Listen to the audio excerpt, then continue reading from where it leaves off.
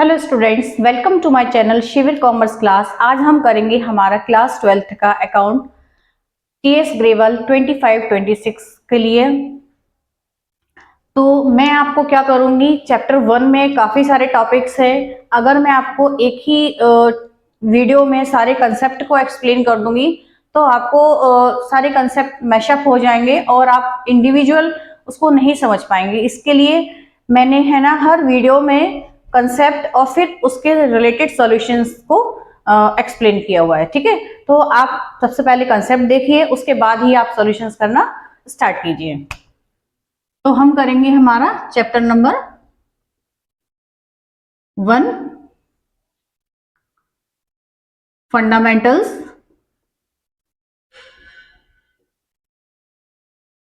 Of partnership.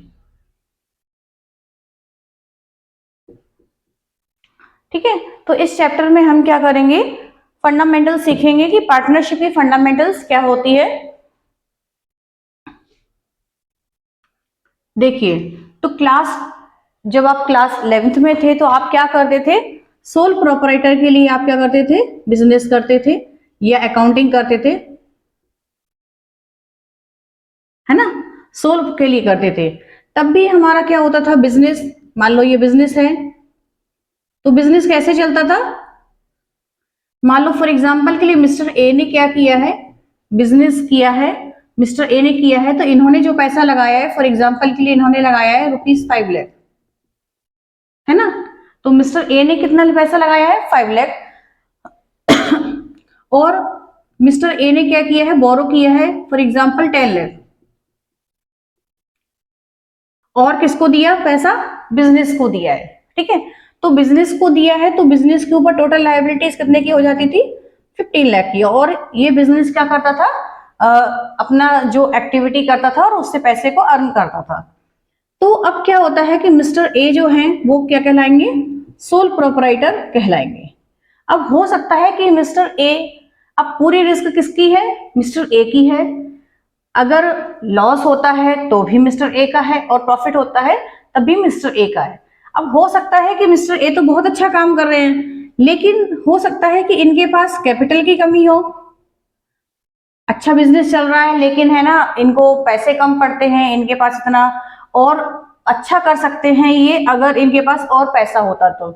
ठीक है, तो उसके लिए अब हो सकता है इनके पास कैपिटल की कमी हो, या हो सकता है इनके पास मैनेजरियल स्किल कम हो।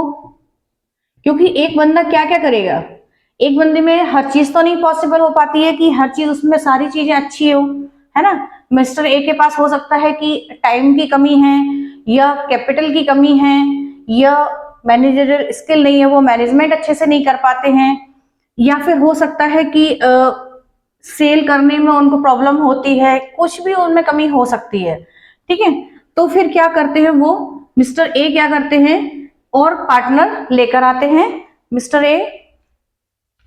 तो हो सकता है कि मिस्टर ए क्या करते हैं, अकेले ही पूरी रिस्क नहीं लेते हो अब देखो रिस्क किसकी है, पूरी मिस्टर ए की है। तो मिस्टर ए चाहते हैं कि अपने रिस्क को कम कर ले, या फिर जो भी उनके अंदर कोई भी स्किल है या पैसे से रिलेटेड है या कोई स्किल है, तो वो किसको इंक्लूड करते हैं अपने बिजनेस में, मिस्टर बी को भी करते हैं और मिस्टर सी को भी करते हैं। ठीक है, तो मिनिमम 2 होते हैं आपके, मिनिमम 2 पार्टनर होते हैं और मैक्सिमम 50 पार्टनर्स हो सकते हैं। ठीक है, ये कैसे पता चला, जो आपका पार्टनरशिप एक्ट है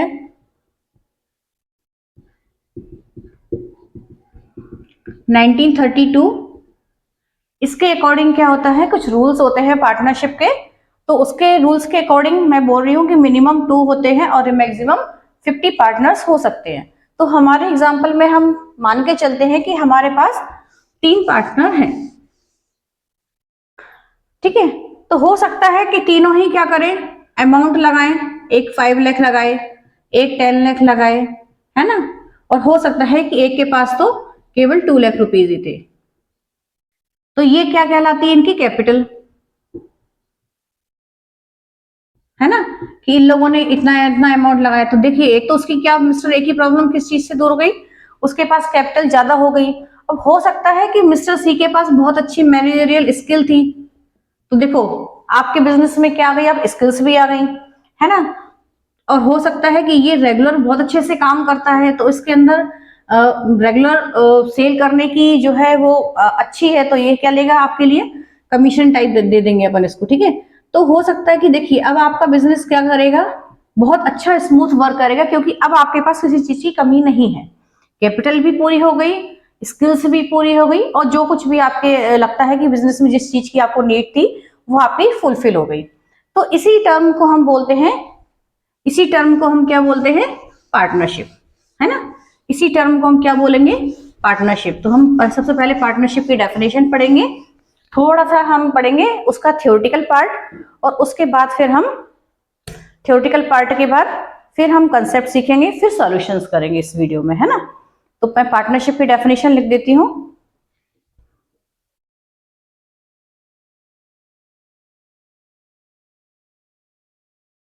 हालांकि आपको एग्जाम पॉइंट ऑफ व्यू से लर्न तो नहीं करना है, बट आपको पता होना चाहिए कि उसकी डेफिनेशन क्या होती है।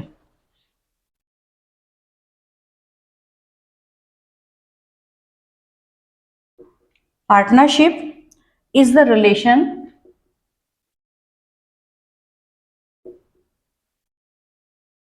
between persons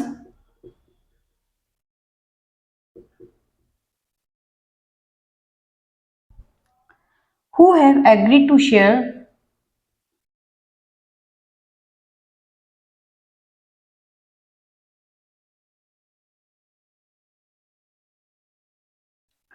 agree to share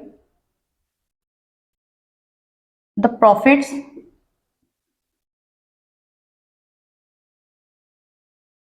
of a business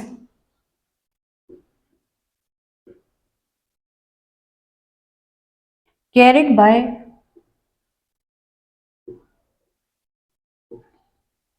all or any of them acting by all। ठीक है, तो इससे ही आपको इस डेफिनेशन से काफी कंसेप्ट क्लियर हो जाएंगे। देखिए, रिलेशन होता है किसके बीच में, पर्सन्स के बीच में। जैसे मैंने अभी आपको क्या बोला, मिस्टर ए, मिस्टर बी और मिस्टर सी, तीन लोग क्या है, पार्टनर हैं, who have agreed to share the profits of the business. वो किसके लिए एग्रीमेंट हुआ है उनके बीच में, कि वो लोग क्या प्रॉफिट शेयरिंग करेंगे। कैरिड बाय ऑल और any of them acting by all. इसका मतलब क्या होता है कि जैसे मान लो मिस्टर ए है, मिस्टर बी है और मिस्टर सी हैं। अब ये तीनों पार्टनर हैं, अगर बी एब्सेंट है, ठीक है, बी एब्सेंट है, तो बी की एब्सेंसी में कौन काम कर रहा है, ए और सी। इसका मतलब ये नहीं है कि ए और सी डिसीजन नहीं ले सकते, और अगर इन लोगों ने कोई डिसीजन लिया है तो वो बी का भी डिसीजन माना जाएगा। मतलब इसकी एब्सेंसी में भी अगर कोई काम कर रहा है तो वो उसका ही डिसीजन माना जाएगा, चाहे वो हो वहां पर प्रेजेंट या ना हो, ठीक है। तो सभी की जो है वो एग्रीमेंट बेसिस पर चलता है पार्टनरशिप, कि हाँ अगर बी ने डिसीजन लिया है तो वो ए और सी का माना जाएगा, या सी की एब्सेंसी में ए और बी ने कोई डिसीजन लिया है, हाँ लेकिन सी की नॉलेज होना चाहिए। अगर सी को बिना बताए कोई डिसीजन लिया गया है तो वो अलग बात है, उनके बीच में डिस्प्यूट हो सकता है। तो अब आती है पार्टनरशिप, दो तरीके से होती है आपकी। पार्टनरशिप ओरल भी हो सकती है और पार्टनरशिप रिटन भी हो सकती है ना। For example, mister A, mister B और मिस्टर सी, इन तीनों ने डिसाइड किया कि हम क्या करते हैं, पार्टनरशिप करते हैं। और इनने कहा कि ठीक है, 2:3:4, यानी कि प्रॉफिट में से ये 2 का शेयर लेगा, ये 3 का शेयर लेगा, ये 4 शेयर लेगा, ठीक है। अगर 9 रुपीज वो लोग अर्न करेंगे तो 2 रुपीज ये लेगा, है ना, 3 रुपीज ये लेगा और 9 रुपीज ये लेगा। तो इन लोगों के बीच में क्या डिसाइड हुआ, लेकिन डिसाइड जो हुआ है वो कैसे हुआ है, ओरल हुआ है ना, ओरल हुआ है। तो ओरल, जब तक इनके बीच में कोई भी डिस्प्यूट नहीं हुआ है तब तक ये लोग अपना बिजनेस को कंटिन्यू कर सकते हैं। अगर किसी प्रकार से इनके बीच में कोई डिस्प्यूट होगा तो फिर पार्टनरशिप एक्ट 1932 के अकॉर्डिंग इनके कुछ रूल्स हैं वो हमको फॉलो करने पड़ते हैं। तो हम पढ़ेंगे सबसे पहले कि मिस्टर ए, मिस्टर बी और मिस्टर सी, अगर इनके बीच में पार्टनरशिप जो है वो ओरल है, मतलब पार्टनरशिप ओरल भी हो सकती है और पार्टनरशिप रिटन भी हो सकती है। रिटन में ये होता है कि अगर आपके बीच में कोई डिस्प्यूट हुआ तो सब कुछ लिखा हुआ है, क्योंकि आपने रिटन फॉर्म में किया हुआ है तो हर चीज कैसी है उसमें मेंशन है। ठीक है, तो कोई भी डिस्प्यूट होगा तो रिटन फॉर्म में है तो आप डिस्प्यूट सॉल्व कर सकते हैं। लेकिन अगर आपके बीच में ओरल है तो क्या पता किसने क्या किया है। तो जब ओरल पार्टनरशिप होती है,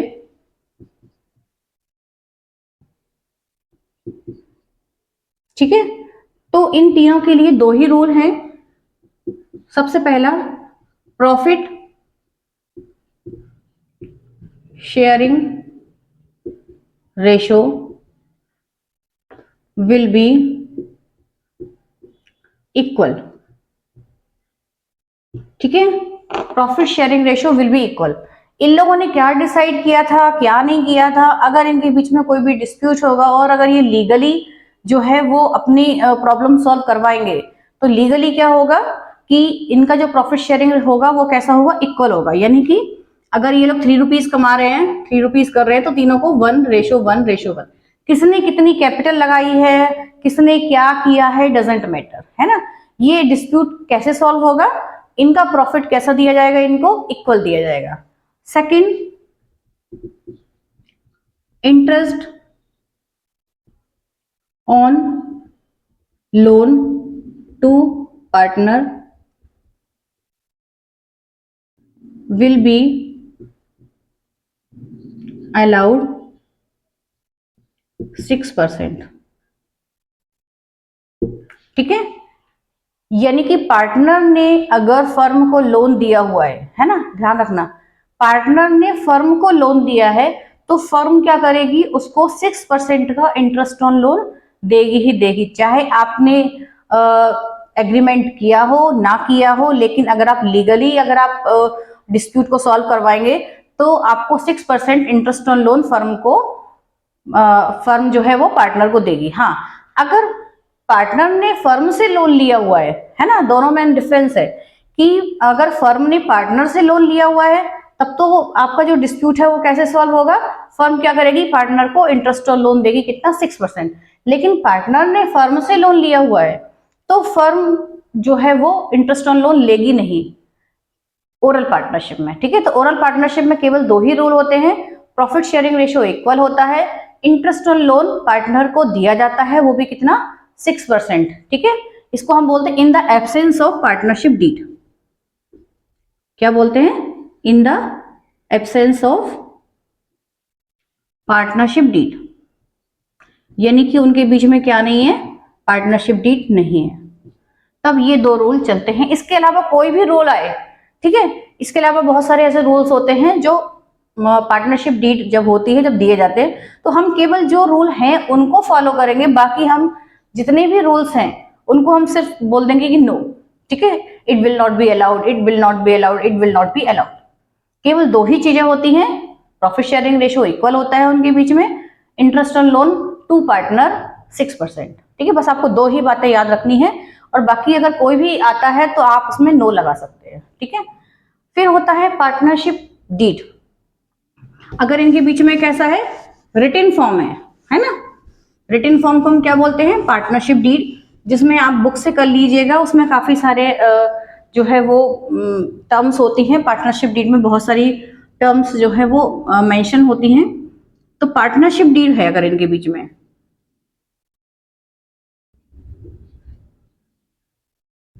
ठीक है, तो पार्टनरशिप डीड, देखिए पार्टनरशिप डीड है अगर उनके बीच में, मिस्टर ए, मिस्टर बी और मिस्टर सी के बीच में, तो पार्टनरशिप डीड में तो हर ही चीज की जाएगी, है ना, कोई डिस्प्यूट होने का सवाल ही नहीं होता है। पार्टनरशिप डीड अगर है तो हो सकता है, जैसे फॉर एग्जांपल के लिए मैंने अभी आपको बोला था कि मिस्टर ए ने कितना कैपिटल लगाई है, 5 लाख रुपीज लगाया है, मिस्टर बी ने क्या लगाया है, 10 लाख रुपीज लगाए हैं, और मिस्टर सी ने कितना लगाया है, 2 लाख रुपीज बिजनेस को दिया है। ठीक है, तो अब इनके बीच में क्या हो सकता है, बिजनेस को कितना पैसा मिला है, बिजनेस को टोटल पैसा कितना मिला, 17 लाख रुपीज मिला है ना। बिजनेस को कितना पैसा मिला, टोटल 17 लाख रुपीज मिला है। अब हो सकता है कि आपने डीड में क्या मेंशन किया है, अब डीड में अगर मेंशन है कि इंटरेस्ट ऑन कैपिटल, क्योंकि जिसने ज्यादा कैपिटल लगाई है वो क्या एक्सपेक्ट करेगा कि उसको इंटरेस्ट ज्यादा मिलना चाहिए, है ना। तो जब ज्यादा मिलेगा तो इंटरेस्ट ऑन कैपिटल अगर इनकी पार्टनरशिप डीड में लिखा हुआ है 10%, एग्जाम्पल के लिए, वो तो कितना भी हो सकता है, तो तीनों को क्या मिलेगा फिर, इंटरेस्ट ऑन कैपिटल मिलेगा।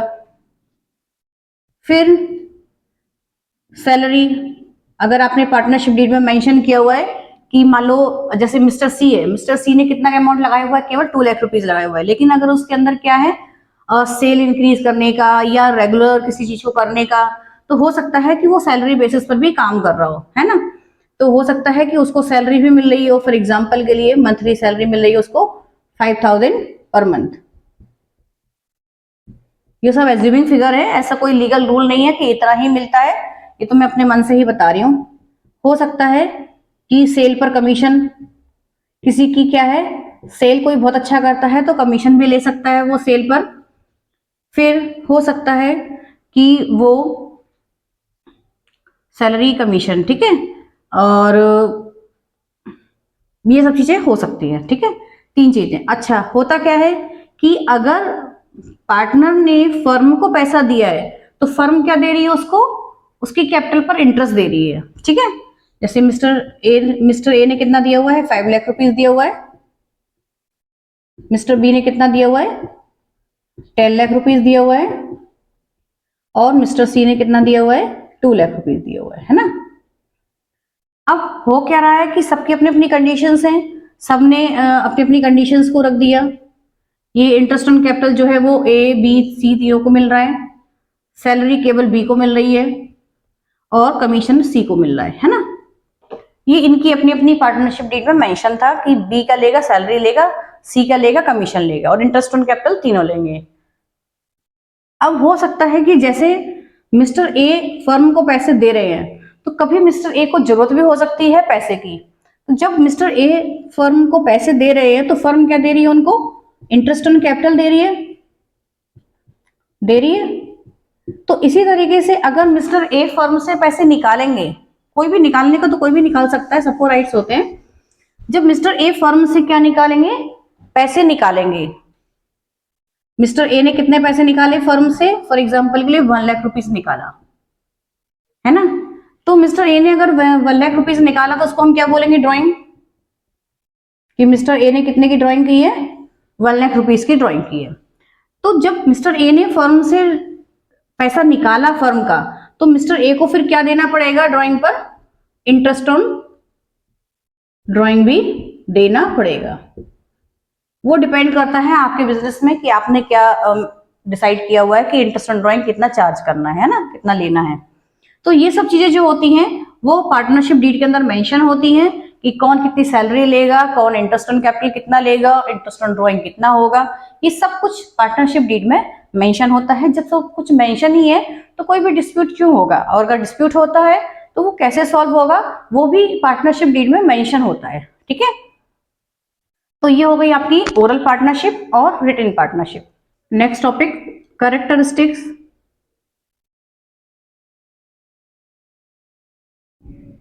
Of partnership.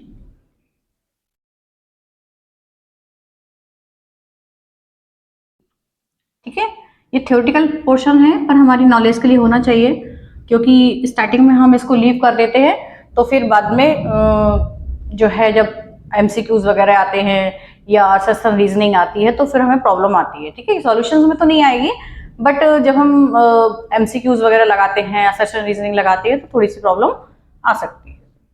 तो सबसे पहला होता है 2 और मोर पर्सन्स।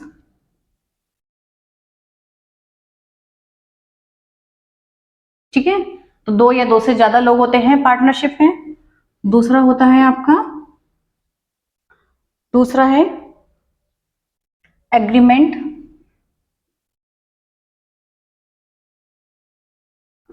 थर्ड है आपका बिजनेस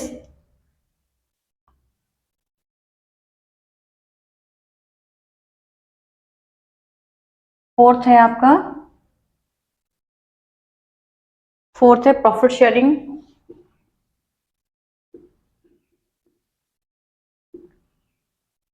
और फिफ्थ होता है म्यूचुअल एजेंसी।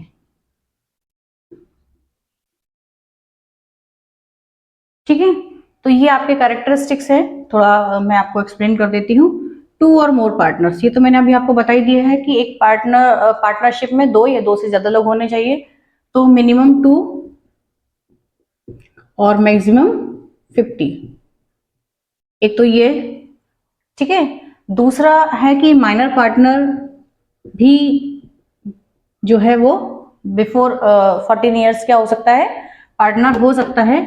लेकिन उसके लिए कंडीशन ये होती है कि वो पार्टनरशिप पार्टनर तो हो सकता है, लेकिन वो किसमें प्रॉफिट, केवल पार्टनर किसमें होगा, प्रॉफिट में आप उसको पार्टनर बना सकते हो, है ना। केवल वो प्रॉफिट शेयर करेगा आपका।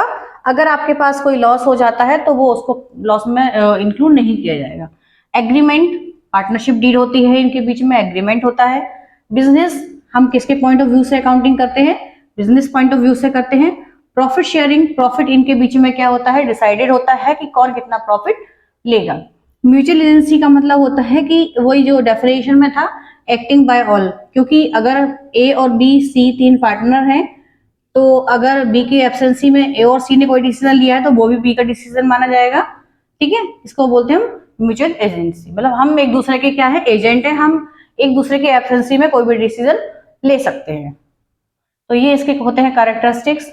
नेक्स्ट टॉपिक आता है आपका rights to partners.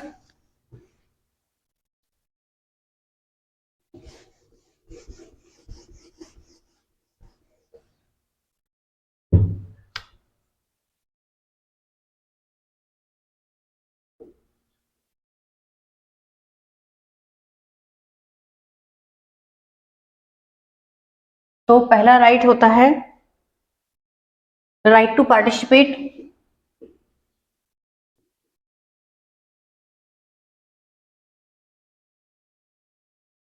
That means हर पार्टनर को राइट्स होता है कि वो हर किसी एक्टिविटी में पार्टिसिपेट करे।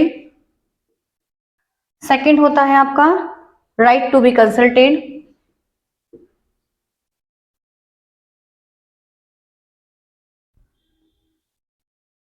Right to be consulted means कोई भी डिसीजन लिया जाए तो हर पर्सन से क्या लिया जाए, हर पार्टनर से क्या लिया जाए, कंसल्ट किया जाए।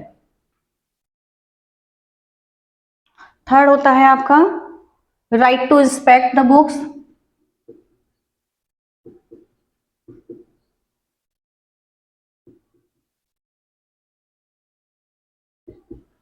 मीन्स कोई भी पार्टनर किसी भी बुक को कभी भी देख सकता है, उसको राइट होता है किसी भी बुक को। मीन्स जो भी उसकी अकाउंटिंग की बुक्स होती हैं, कोई भी पार्टनर, हर पार्टनर को राइट होता है कि वो किसी भी बुक को इंस्पेक्ट कर सकता है, देख सकता है। फोर्थ होता है आपका right to share profit and losses.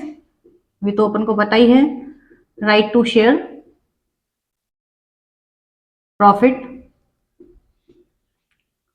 And losses in agreed ratio. जो उनके बीच में पार्टनरशिप डीड में लिखा हुआ है, उस रेशो में वो लोग फ्यूचर प्रॉफिट लेंगे। नेक्स्ट है आपका right to receive interest on loan.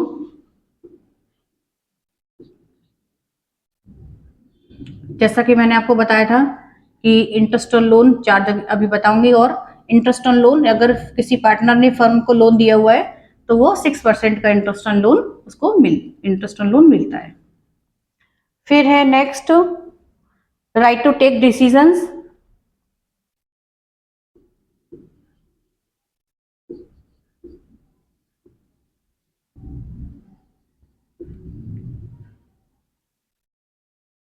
कोई भी डिसीजन लेना है तो सभी पार्टनर्स को राइट होता है।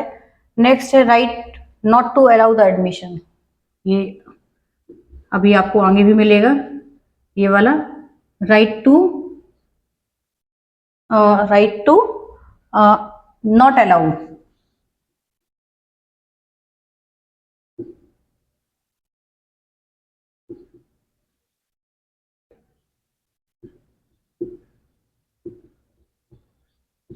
यानी कि अगर हो सकता है कि आपके बिजनेस में 40 पार्टनर्स हैं और अगर किसी 41 वाले को पार्टनर को एडमिट करना चाहते हैं और हो सकता है कि 38 एग्री है लेकिन 2 एग्री नहीं है, या 39 एग्री है पर एक भी एग्री नहीं है, तो आप न्यू पार्टनर को नहीं ला सकते। हर पार्टनर को क्या होना चाहिए, एग्री होना चाहिए, तभी एक नया पार्टनर फर्म में आ सकता है।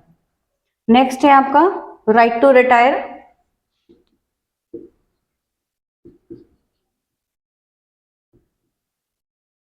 Of the firm by giving a notice. ठीक है, हर किसी पार्टनर को राइट्स होते हैं कि वो फर्म से रिटायर हो सकता है, लेकिन उसके लिए क्या कंपलसरी है, नोटिस, पब्लिक नोटिस जरूरी है। पब्लिक नोटिस का मतलब होता है न्यूज़पेपर, मैगजीन, किसी भी फॉर्म में आपको उसको निकलवाना पड़ेगा, तभी आप फर्म से रिटायर हो सकते हैं। ठीक है, तो ये सारे क्या होते हैं, राइट्स होते हैं। ये थ्योरेटिकल पोर्शन है पर आपको एमसीक्यूज वगैरह में हेल्प करेगा। फिर है आपका last liability of the partner.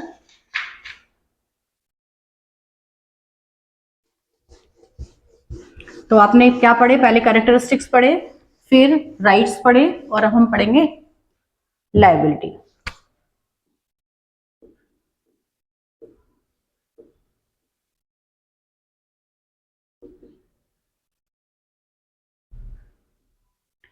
ठीक है, लायबिलिटी क्या होती है, वैसे तो सभी पार्टनर की कैसे होती है, अनलिमिटेड होती है या प्रॉफिट शेयरिंग जैसा प्रॉफिट शेयरिंग होता है उसी हिसाब से वो लोग लायबिलिटी को पे करते हैं in the case of loss.